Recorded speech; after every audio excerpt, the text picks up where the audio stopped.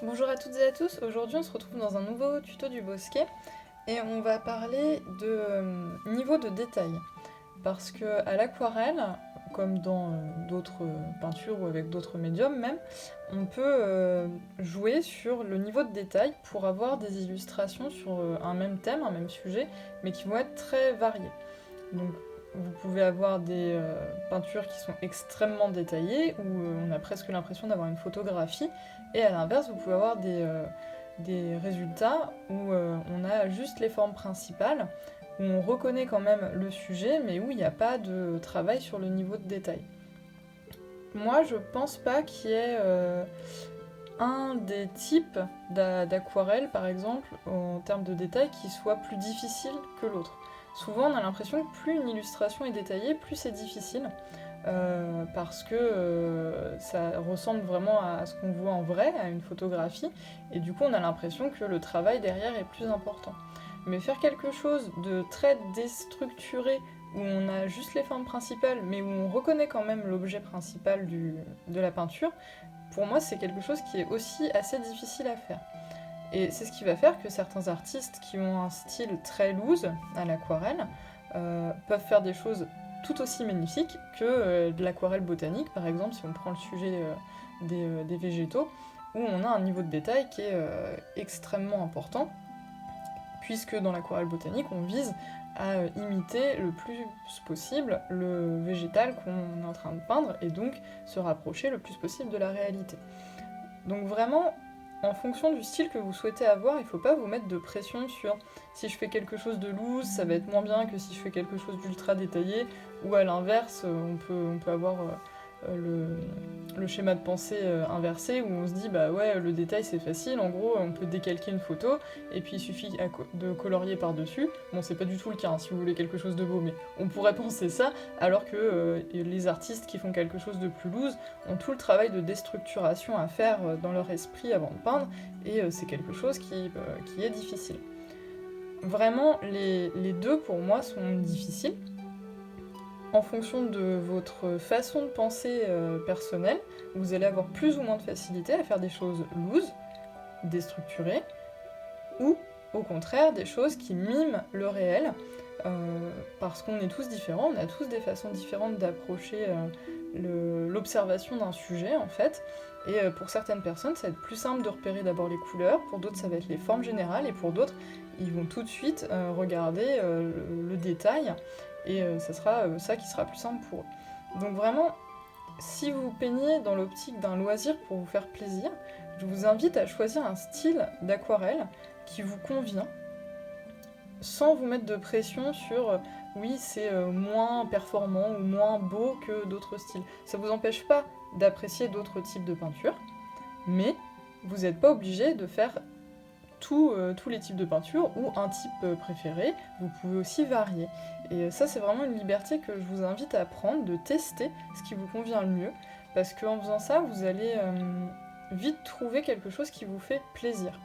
Moi, par exemple, au Bosquet, dans mes illustrations, j'ai pas un style spécialement loose, j'utilise très peu le flou, comme d'autres artistes peuvent le faire. Par exemple, je sais que moi j'aime beaucoup suivre le compte de Myrglis, qui travaille énormément avec le flou, la transparence, et qui fait des choses très poétiques, mais moi c'est pas du tout ce que j'aime peindre, c'est pas ce qui me rend à l'aise, alors que je trouve ça très beau.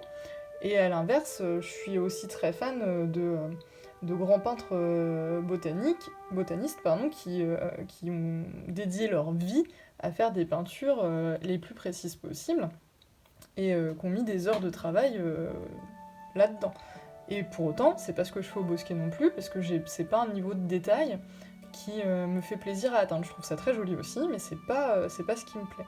Et du coup, quand vous regardez les illustrations que je peux produire sur la papeterie ou sur mes logos, c'est un espèce d'entre-deux, où j'ai les formes générales, mais j'ajoute quand même des petits détails à certains endroits, je fais attention à mes ombres, je fais attention à ma lumière, mais je suis pas non plus au cordeau sur mes perspectives en permanence, et du coup, moi, c'est ce qui me convient.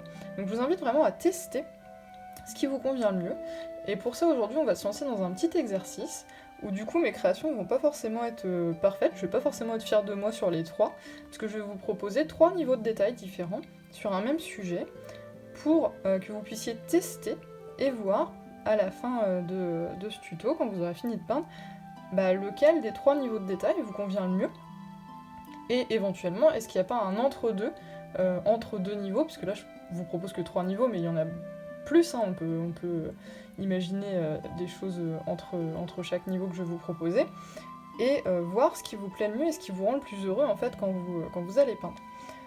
Donc on va partir comme sujet sur le lilas, parce que c'est une fleur que j'aime bien peindre, et là enfin, dans ma région en tout cas, les lilas commencent tout juste à éclore, donc ça permet d'observer les bourgeons avant que toutes les grappes de fleurs soient entièrement écloses. Et on va tester quelque chose de très loose où on fait que les formes générales, quelque chose un peu plus dans le style que j'ai l'habitude de faire, où on va augmenter le niveau de détail, mais sans être dans quelque chose de photographique, on va dire, et quelque chose où on a encore plus de niveau de détail, sans pour autant aller jusqu'à l'aquarelle botanique, hein, parce que là ce que je vous propose c'est d'explorer les niveaux de détail, hein, c'est pas un cours sur l'aquarelle botanique, et moi je suis pas du tout capable de rester concentrée suffisamment d'heures sur la même aquarelle en fait pour réussir à atteindre ce niveau là, donc je peux pas vous le proposer, et puis c'est pas l'intérêt, c'est pas le but de cette vidéo. Donc moi je vous propose le lilas, vous pourrez essayer sur d'autres thèmes. C'est pas mal les végétaux comme thématique pour tester ça, parce que les formes sont généralement simples, donc pour tester un style très loose, très déstructuré, c'est intéressant. Et en même temps, il y a un niveau de détail quand on zoome sur les pétales par exemple d'une fleur, qui font qu'on peut aller vers des choses très très précises, très très pointilleuses. Donc vraiment le monde végétal est hyper intéressant pour tester quel type d'aquarelle vous intéresse le plus. Vous pouvez partir d'une photo si vous voulez explorer d'autres thèmes, ou d'ouvrages papier. Ça je vous laisse un peu libre en fonction des différents tests que vous pourrez mener. Moi je vais utiliser 2 livres pour faire mes croquis préparatoires. Donc j'ai celui-ci qui est sur les œuvres en fait de Pierre-Joseph Redouté, qui est un aquarelliste qui faisait de la botanique, donc c'est que très photographique, hein, parce que l'idée c'était de faire des collections, des planches en fait qui montrent l'exactitude des végétaux qu'il peignait, et à différents stades, donc vous voyez à chaque fois il y a les différents stades de floraison, etc. Et donc pour le lilas, ça peut donner quelque chose comme ça par exemple. Donc vous voyez, on voit même les gouttes d'eau, il y a différents stades de bourgeonnement, les feuilles face profil, enfin, c'est un travail de précision qui est très intéressant. Donc si ce type d'aquarelle vous plaît, je vous invite à regarder ce que ce monsieur a fait, parce que c'est vraiment un ponte, on va dire, dans son domaine. Et un deuxième livre que j'aime bien pour partir sur les végétaux, c'est Fleuriographie de Jessica Roux, qui fait un super travail. Elle travaille souvent sur fond coloré ou noir, et j'adore ça, je trouve que ça rend les illustrations vraiment sympas. Et donc pour le lilas, vous voyez, on est sur encore une fois quelque chose d'assez précis, hein, on voit les nervures des feuilles, et elle a un style très particulier avec beaucoup de petits traits que j'affectionne beaucoup, donc si ça vous intéresse, n'hésitez pas à faire un tour. Elle a un compte Instagram, donc vous pouvez la retrouver facilement.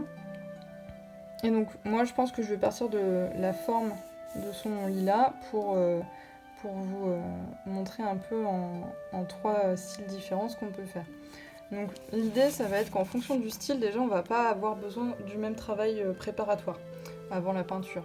Par exemple pour le style très loose, je vais, vous verrez quand je vous montrerai les croquis, mais je vais faire simplement les lignes en fait pour savoir où je place mes feuilles, où je place ma tige et où est-ce que je vais mettre mes fleurs autour.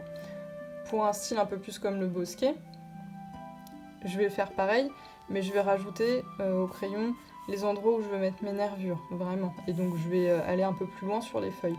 Mais je vais pas placer chaque petite fleur, chaque bouton floral, c'est hors de question.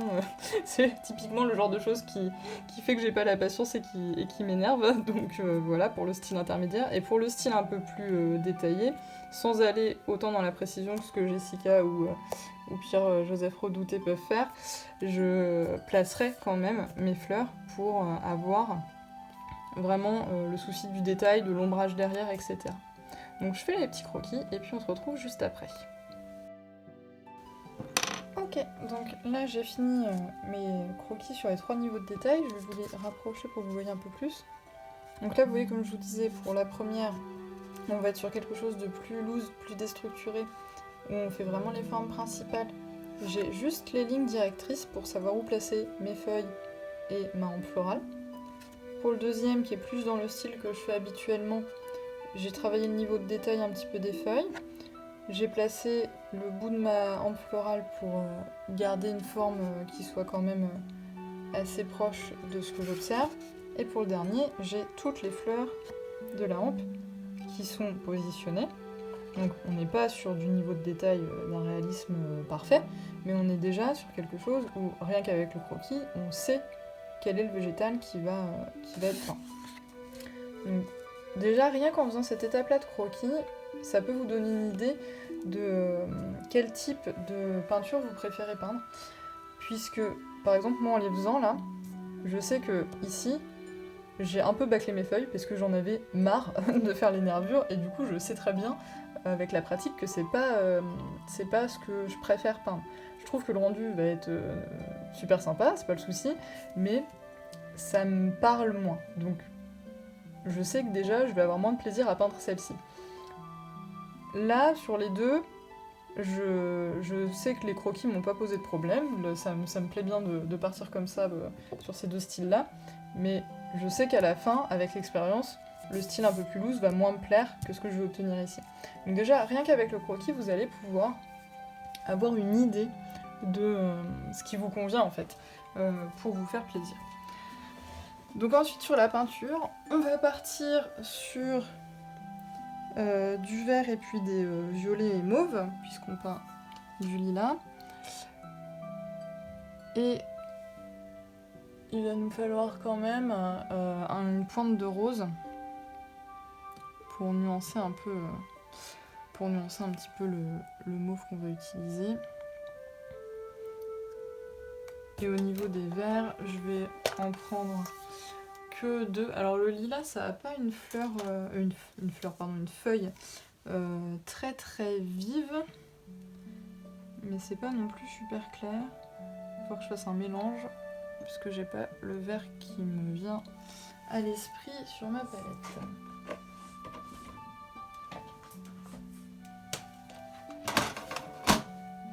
Donc, on va prendre les mêmes couleurs, je vais prendre les mêmes teintes pour les 3, pour que vous voyez vraiment les différents styles sans que ça soit lié, sans que les différences soient liées aux couleurs non plus. Parce que parfois en changeant les couleurs, vous pouvez avoir des choses très différentes aussi en fonction du style. Donc je passe juste à la gomme mie-de-pain rapidement mes traits pour pas qu'ils ressortent de trop. Notamment quand vous faites quelque chose d'assez loose. Sur ce style-là, là j'ai fait beaucoup de traits, hein. Il y a des aquarellistes qui font pas du tout de croquis ou qui positionnent vraiment des traits très légers pour le premier type de peinture qu'on va voir. Parce que justement l'idée c'est que ça soit bien transparent, bien loose et qu'il n'y ait pas cet aspect de dessin en fait.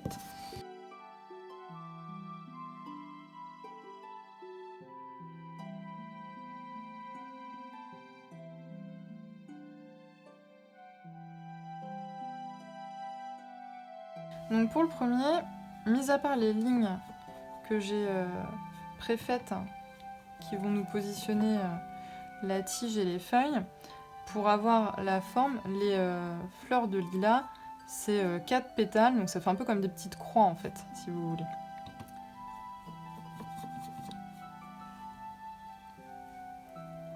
Donc on va pouvoir positionner.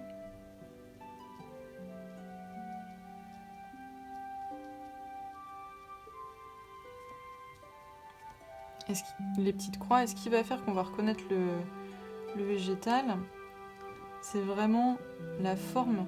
Donc on a un espèce de cône très souple et des fleurs de plus en plus grosses à mesure qu'on descend.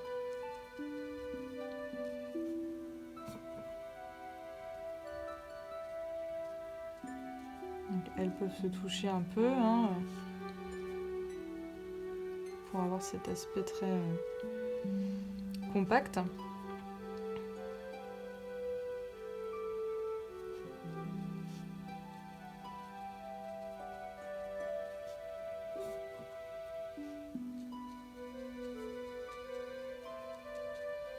Vous voyez, j'avance par touche, c'est assez rapide. Celui-là, je vous le mettrai pas en accéléré, hein, pour que vous voyez vraiment comment on arrive à avoir quelque chose d'assez ressemblant, enfin, en tout cas qu'on arrive à reconnaître, sans que ça prenne trop de temps. Voilà, pour moi là j'ai fini ma hampe florale pour mon lilas. En plus j'ai utilisé des aquarelles au niveau des teintes qui granulent un peu, donc je vais avoir une belle nuance sur ma plante. Ensuite je vais rajouter ma tige et mes feuilles.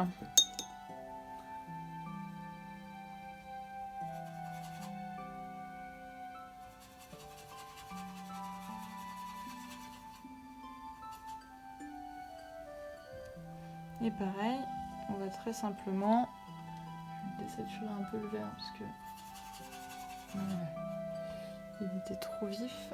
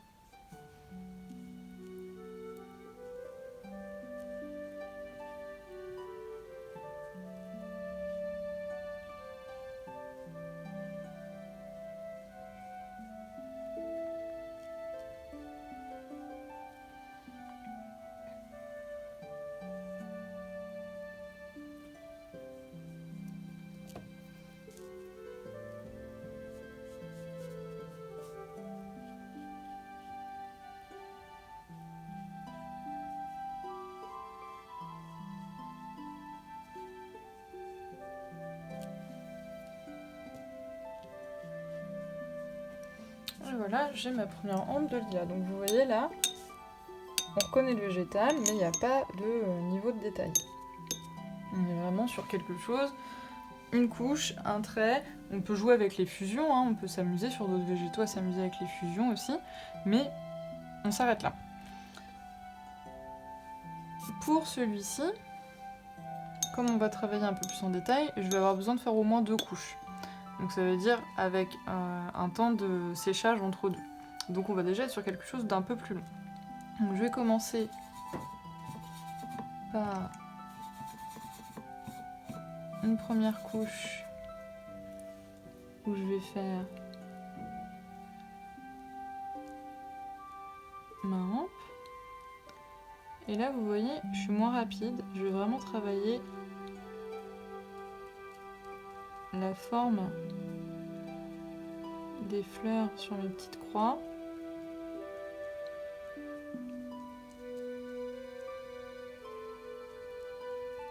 Et je vais faire en sorte qu'elle se touche s'il faut pour qu'il y ait un travail sur la profondeur à faire sur la deuxième couche. Donc je travaille un peu plus avec la pointe de mon pinceau aussi, hein, c'est pas les mêmes gestes. Je varie aussi la taille de mes pétales pour avoir une orientation de chaque fleur qui est un peu différente. Donc je réfléchis à l'orientation des fleurs, au travail d'ombre que je vais avoir à faire après.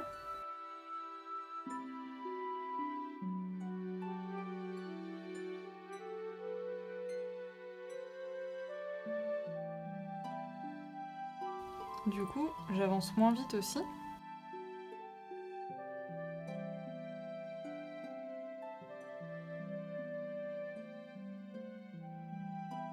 pouvoir venir travailler une première couche sur la tige et les feuilles.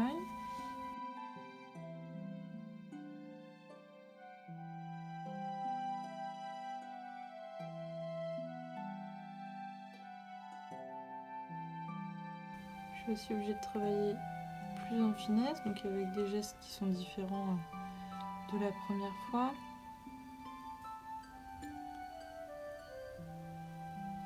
Et par exemple pour cette feuille-ci, je vais devoir attendre que ça sèche puisque elle colle celle que je suis en train de peindre.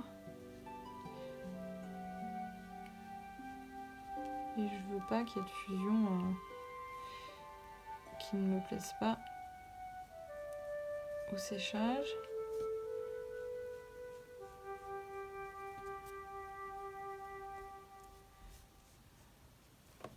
Donc je vais devoir attendre que ça sèche. Donc là je vais bien attendre que ça sèche avant de faire la seconde couche. Ce qui fait que je vais commencer celle-ci.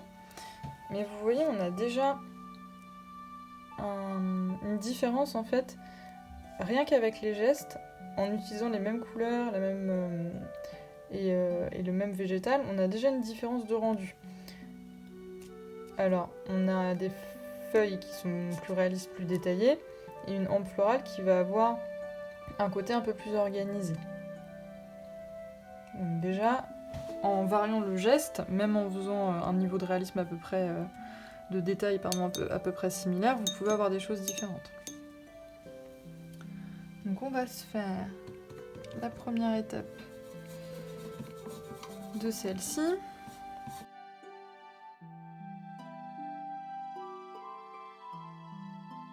Et donc je vais peindre les fleurs qui ne se touchent pas.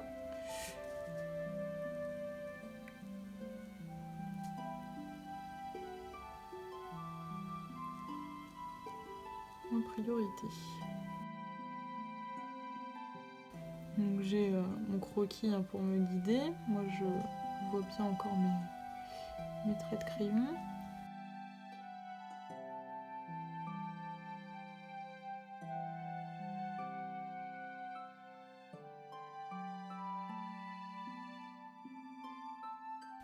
Et vous voyez, il y a des pétales qui sont pas terminés, qui ont l'air pas terminés, parce qu'en fait, d'autres fleurs passent par-dessus.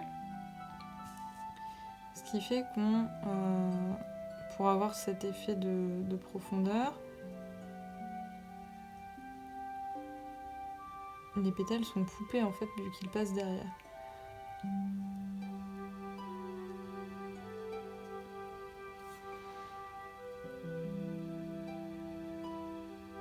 Donc là j'ai un bout de fleur par exemple qui est derrière, donc j'ai que un pétale qui ressort.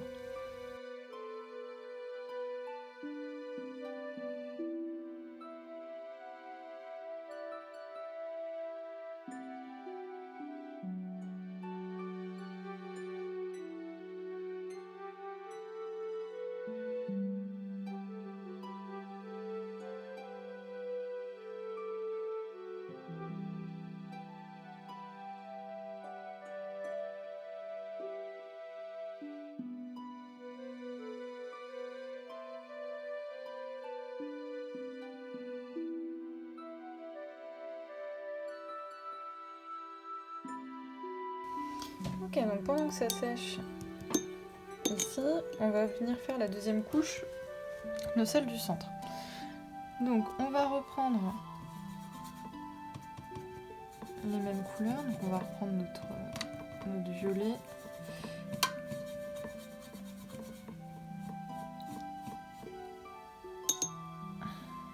Dans lequel on va ajouter du rose.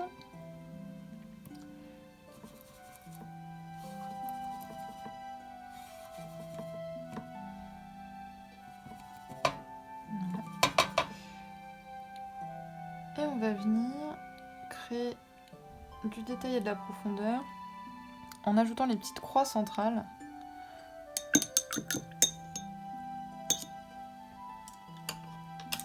Donc je vais prendre un pinceau plus fin. Je vais tourner pour pas en mettre partout. Et dans chaque fleur qui fait face, en fait, on va ajouter le cœur de la fleur.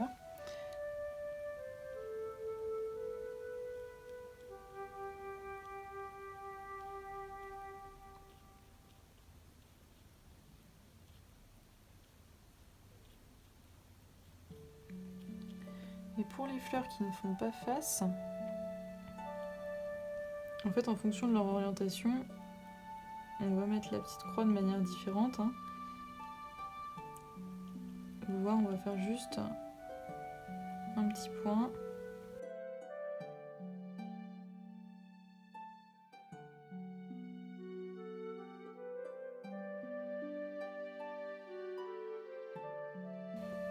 Ça va permettre de nuancer un peu nos fleurs quand ça va sécher. Pareil pour les feuilles, on va rajouter les nervures. Donc je vais prendre le même vert pour le coup, je ne fais pas une nouvelle couleur. Puisque l'aquarelle étant un médium transparent, en s'ajoutant ça va être plus sombre.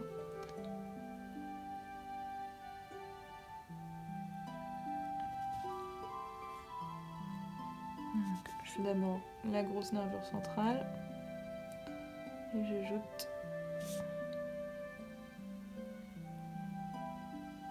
les nervures qui viennent s'y rattacher. Et donc en fait je ne fais que les principales.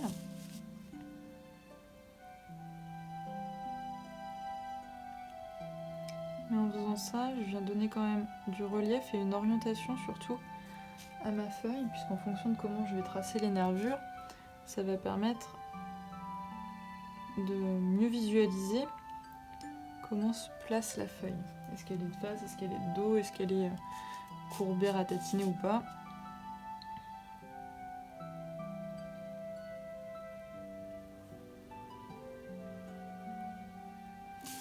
Donc j'ai encore mes traits guides en dessous. Et vous vous rappelez, j'avais une feuille que je n'avais pas encore faite, que je vais pouvoir venir désormais tranquillement placer.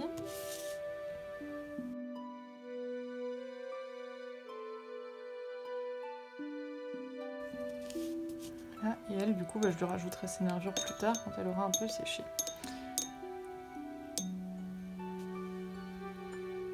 Je vais pouvoir venir retravailler sur celle-ci les fleurs que je n'avais pas encore peintes, vu que ça a un peu séché. Donc vous voyez déjà là, entre celle-ci et celle-ci, on voit bien la différence, ça se verra encore mieux au séchage.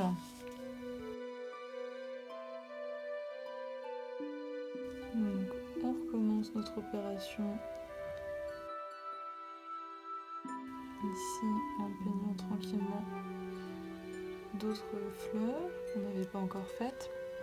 Et oui, j'ai pas pris exactement la même teinte de violet, j'ai pris quelque chose d'un peu plus dilué, d'un peu plus clair, pour qu'on voit justement bien les différences entre les fleurs. On essaie de pas trop déborder sur les fleurs qu'on a déjà peintes.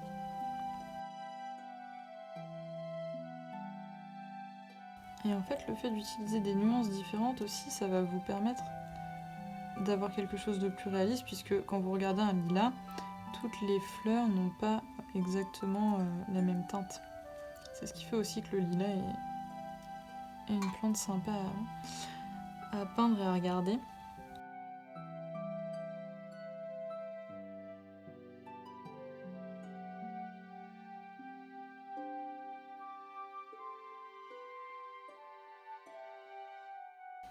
Donc là, il va falloir qu'on relaisse sécher.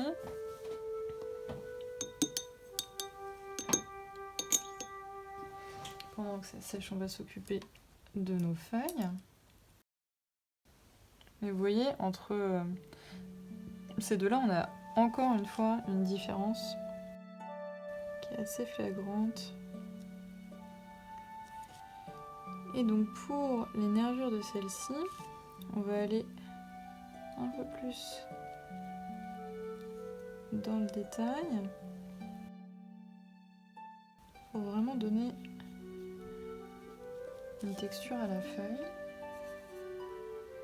Alors là où je vous disais qu'on fait pas du tout d'aquarelle botanique, c'est que je me suis pas amusée à regarder dans le détail comment les nervures se placent sur les feuilles de lilas. Hein.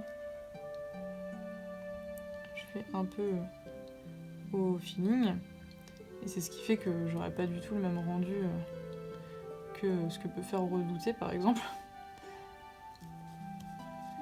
Mais on va avoir quand même l'impression d'un niveau de détail supérieur par rapport à ce que je peux faire à droite. Alors il y a le nombre de traits, et il y a aussi normalement la variation de teinte, hein, puisque en fonction de la luminosité, les feuilles n'ont pas exactement le même vert partout.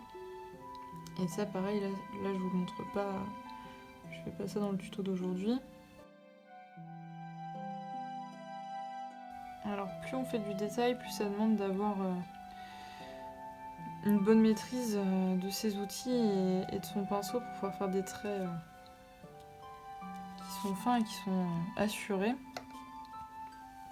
Donc outre ce qui vous plaît, plus vous allez augmenter le niveau de détail, plus il va quand même falloir un doigté expert, on va dire, sur l'utilisation de vos pinceaux. Là où ça sera plutôt une gymnastique mentale pour déstructurer les formes dans les styles un peu plus loose. Donc c'est là où je vous disais au début de la vidéo que pour moi il n'y a pas de plus facile ou plus difficile, c'est vraiment en fonction de votre façon de penser et d'imaginer les choses, l'un ou l'autre peut être plus simple ou plus difficile pour vous. Donc là je vais laisser sécher un peu, et comme ça je pourrais venir faire les nervures ici pour celle-ci, et retravailler mes fleurs ici. Donc je laisse sécher, et puis on se revoit juste après. Donc ça a séché, donc on va pouvoir terminer la feuille ici et faire les dernières fleurs de la dernière.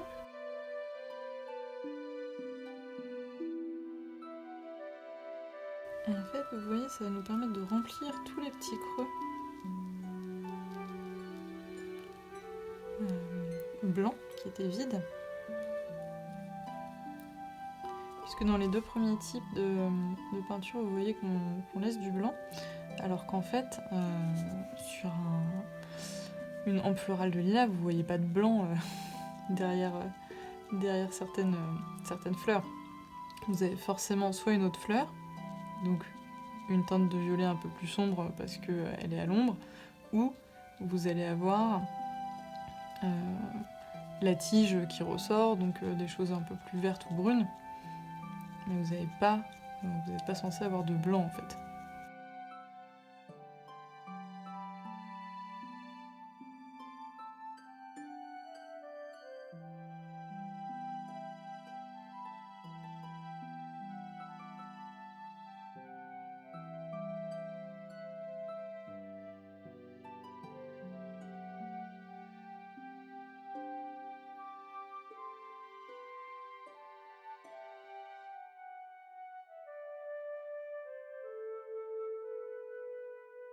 Et on va venir placer les petits cœurs des fleurs, comme on avait pu le faire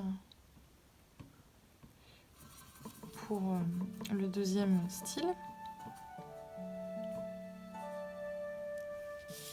On va le faire sur les fleurs qui sont déjà sèches.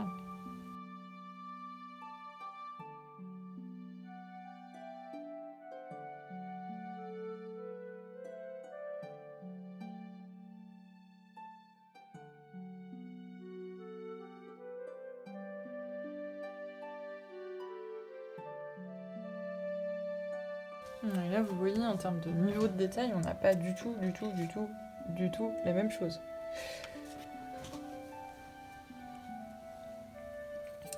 Pareil sur les feuilles et la tige. La tige, elle est normalement un peu plus brune. Donc, on va pouvoir venir mettre sur la tige centrale un peu de brun par-dessus notre vert. Pour montrer que Cette partie-là est plus ligneuse, elle est plus dure, plus solide, puisqu'il y a de l'écorce normalement un petit peu au bout de la branche du lilas. Je mets un petit mélange de brun à côté.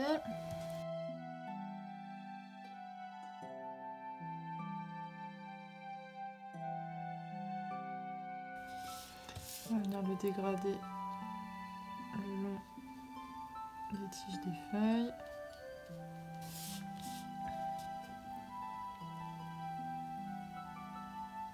Et bien faire rentrer la tige jusqu'au bord de la hampe florale pour éviter cet aspect de détaché qu'on peut avoir sur les autres styles. Donc on va avoir terminé. Donc comme vous voyez, on a 3 rendus très différents. En termes de temps de peinture, c'est rangé un peu dans l'ordre. En fait, plus on a de détails, plus on a généralement de couches et donc plus on a de temps de séchage ou de travail à faire sur les ombrages avec les fusions au fil de la peinture. Donc plus on va vouloir quelque chose de détaillé, plus généralement on va avoir un temps de peinture conséquent. Par contre, en amont sur la réflexion, je pense qu'on a plus de temps de réflexion sur les styles plus loose, mais moins de temps de croquis, donc ça doit s'équilibrer un peu sur le travail préliminaire de la peinture. Donc voilà, ça vous donne 3 grands styles de peinture à l'aquarelle. Comme je vous disais au début, hein, il y a plein d'étapes intermédiaires. Là, on aurait pu s'arrêter juste au dégradé de couleurs et pas mettre les cœurs. Enfin, vraiment, faut que vous expérimentiez ce qui vous plaît le plus. Parce que c'est selon vous, vos préférences et votre habitude à la peinture que vous allez pouvoir choisir. Et puis, ça donne des styles très différents. Et c'est ce qui fait aussi que vous allez reconnaître facilement un artiste d'un autre, en fait. Parce que en fonction du niveau de détail, du niveau de nombre de couleurs différentes qu'ils utilisent dans leurs illustrations, bah, ça donne des choses très reconnaissables d'un artiste à l'autre, en fonction du trait aussi sur les croquis préliminaires. Donc voilà, ça vous donne une petite piste de réflexion déjà sur ce que vous aimez peindre et puis les différentes façons de peindre un même sujet à l'aquarelle. J'espère que ce tuto vous aura plu, vous aura aidé à avancer sur votre chemin créatif. Si vous avez des questions, n'hésitez pas à les poser en commentaire ou à me les envoyer sur la page du Bosquet, donc soit sur Instagram, soit sur YouTube ici, ou alors pourquoi pas sur le blog aussi. Et puis n'hésitez pas à vous abonner pour pas louper les prochains tutos, mettre un petit pouce vers le haut, ça me fait toujours plaisir si le tuto vous a plu. Et puis on se retrouve une prochaine fois. Salut!